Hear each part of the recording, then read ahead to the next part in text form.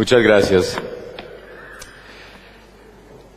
Un cierto Vladimir Ilich Ulyanov, al cual Suiza había concedido asilo político, como a muchísimos revolucionarios durante las épocas revolucionarias del viejo continente, podría mencionar al anarquista Bakunin, a Trotsky, a Richard Wagner, Giuseppe Mazzini, el gran revolucionario italiano, declaró que mi país era de los más reaccionarios del mundo, que hasta la clase obrera era infiltrada por pensamiento burgués y que se había resistido a todas las tendencias revolucionarias en su entorno desde la época en la que los Habsburgos tuvieron la idea revolucionaria de formar un Estado centralizado y expandido desde sus bases originales en el norte de Suiza.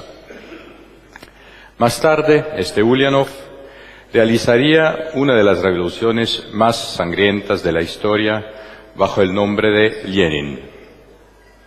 Un historiador brasileño formuló un pensamiento parecido de una forma menos ofensiva al decirme que Suiza era un relicto de la época medieval. Incluso así rechacé espontáneamente el dictamen del brasileño. Solo más tarde, al reflexionar tranquilamente, llegué a la conclusión que tenía largamente razón y que también la tenía Lenin en la esencia de lo que dijo.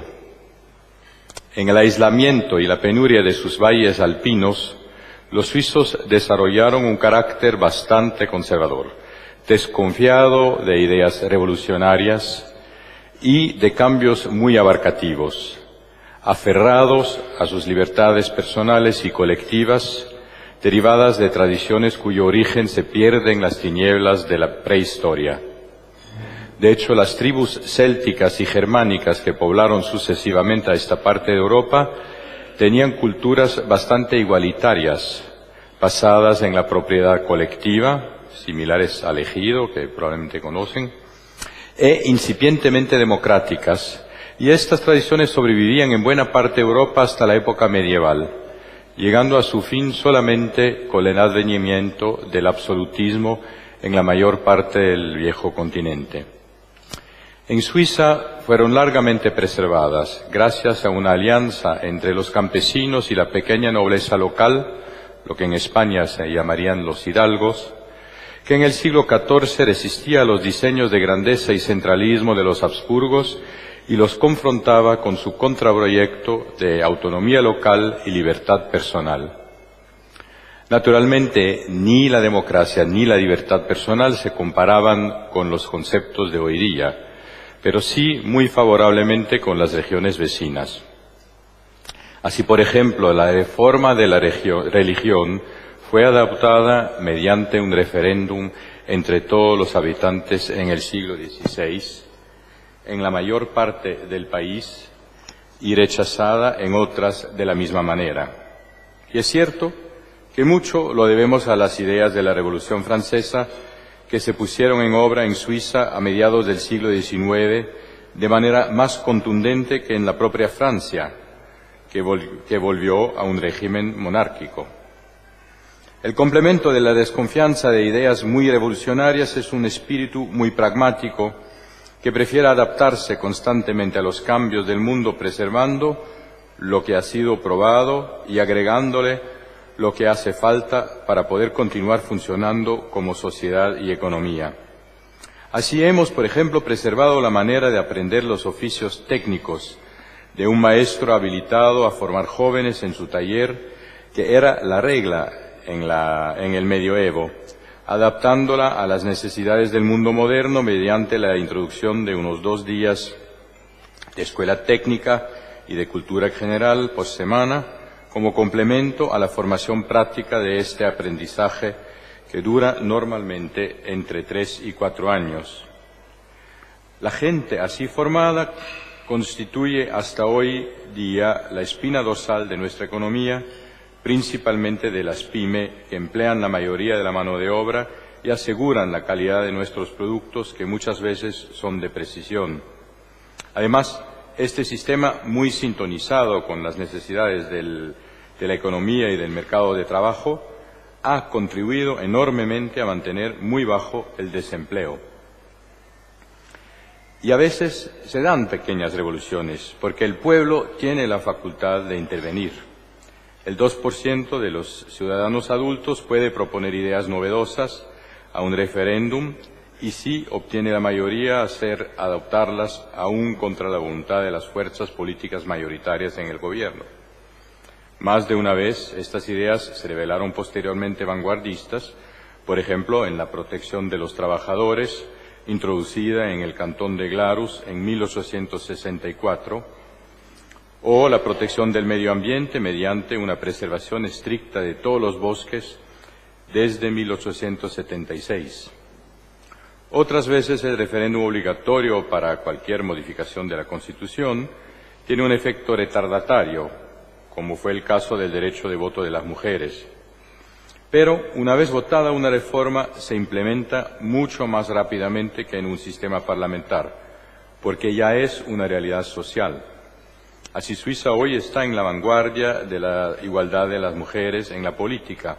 Ya tuvimos mayoría femenina en el gobierno y el porcentaje de mujeres en el Parlamento es más alto que en nuestros países vecinos. La gran pobreza del país, hasta la revolución industrial, había obligado a generaciones de suizos a buscar trabajo en el extranjero y, por lo tanto, expuso el país constantemente a influencias forasteras. Esta tradición continúa con el 10% de nuestros ciudadanos viviendo a través del mundo entero, además de importantes colonias de descendientes suizos sin pasaporte en Norteamérica y en el Cono Sur, inclusive aquí en Uruguay. También somos el pueblo que más viaja y se encuentra suizos en cualquier lugar del mundo. Igualmente, fue por la pobreza de la tierra que desarrollamos una manera muy pragmática de administrarnos. En los 2.352 municipios que ejecutan buena parte de las tareas estatales y en muchos de los 26 cantones, numerosas funciones estatales fueron asumidas por ciudadanos comunes en su tiempo libre de manera honoraria. El mismo sistema rige las Fuerzas Armadas, donde no solo los soldados, que guardan todo su equipamiento y su arma en casa, sino también la gran mayoría de los oficiales dedican algunas semanas al año a sus funciones militares y asuman gran parte del trabajo administrativo en su tiempo libre, teniendo del resto oficios de la sociedad civil.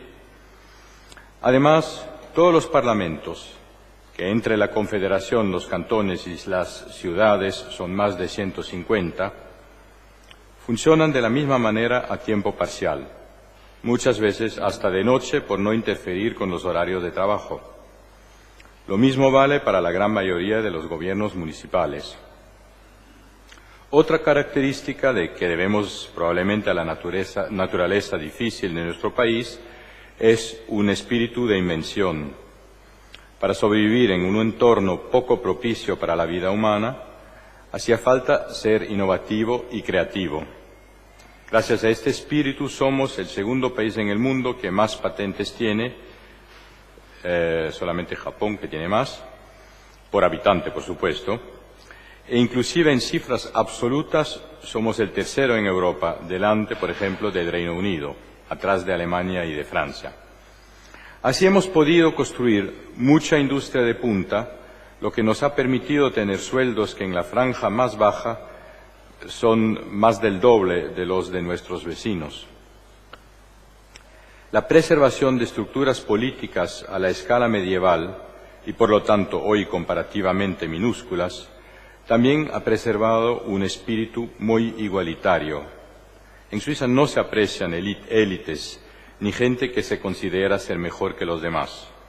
En consecuencia, los que son privilegiados tratan de preservar un perfil bajo y no suscitar los celos de sus compatriotas. Así quien compra un carro nuevo frecuentemente suele escoger el mismo modelo y el mismo color para camuflarlo. Mucho de eso sonará familiar para un uruguayo. Hasta hoy día los principales niveles estatales de Suiza son los cantones y los municipios.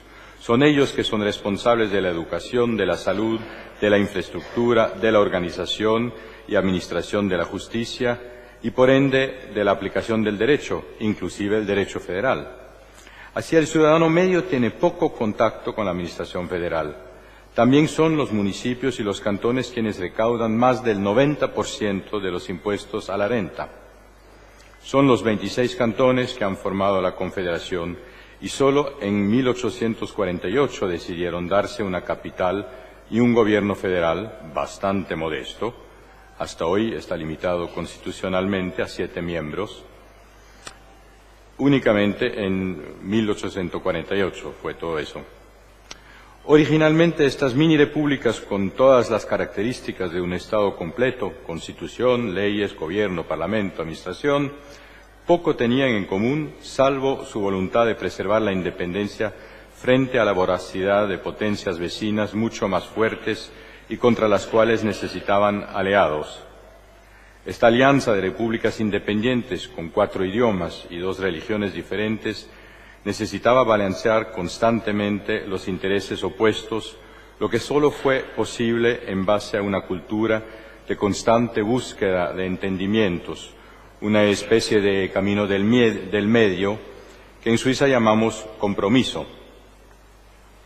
Gracias a este espíritu, la Confederación, dividida entre protestantes y católicos, permaneció neutra durante la Guerra de los 30 años entre 1618 y 1648, cuyas hecatombes la rodeaban y costaban la vida a las 2/3 partes de la población del entonces Sacro Imperio Romano de nación alemana, al que formalmente Suiza pertenecía hasta el final de esta misma guerra. La Guerra de los 30 años fue la primera vez que Suiza declaró oficialmente su neutralidad, pero la política tiene su origen en la batalla de Marignano, cerca de Milán, en 1515. Este año se celebrará el quinquentenario, sería 500 años, contra Francia, donde los suizos sufrieron su primera derrota militar en 2 siglos. Enseguida decidieron poner fin a sus ambiciones expansionistas y en el futuro limitarse a la defensa de su propio territorio. La política de neutralidad, junto con la experiencia interna de búsqueda constante de entendimientos y equilibrios entre los cantones, fueron las bases para un empeño importante a nivel internacional a partir de mediados del siglo XIX. Así, Suiza tomó la iniciativa para la formación de la Cruz Roja, para el desarrollo del derecho humanitario consagrado en las Convenciones de Ginebra y también para la cooperación a nivel técnico, por ejemplo, el ferrocarril, el correo, el teléfono, en una época que todavía no conocía organizaciones internacionales. Basada en esta tradición, la Liga de las Naciones decidió establecerse en Ginebra al final de la Primera Guerra Mundial y la ONU continúa preservando su segunda sede en Ginebra, donde hay también un sinnúmero de sus organizaciones especiales y otras organizaciones internacionales, como por ejemplo la Organización del Comercio Mundial. Y todos los años se tienen más conferencias internacionales en Ginebra que en cualquier otro lugar del planeta. También desde mediados del siglo XIX, Suiza se empeñó en la resolución de conflictos, arbitrando en varios instantes entre países, por ejemplo, sobre la frontera entre Brasil y Guayana. Yo mismo he pasado buena parte de mi carrera en este tipo de tareas, entre otras en Colombia, Chipre y Oriente Medio, lo que fue una experiencia extraordinaria. Pienso que la experiencia interna de mi país y la cultura en la cual me crié me sirvieron mucho en estos desafíos, pero también tuve que aprender que los valores no son los mismos en todas partes. Para un suizo, el compromiso en el sentido mencionado de un entendimiento que se basa en la búsqueda del camino del medio tiene una connotación supremamente positiva y razonable. Pero en otros lugares, particularmente en zonas de conflicto, es casi sinónimo a cobardía y traición. Inútil decir que, como buen suizo que soy, asimismo sigo convencido de que el espíritu de compromiso y el concepto de vivir y dejar vivir son las únicas bases que podrán permitir a la humanidad cada vez más estrechamente interdependiente resolver sus mayores desafíos y crear un mundo más pacífico y más justo. Muchas gracias. No quería ser...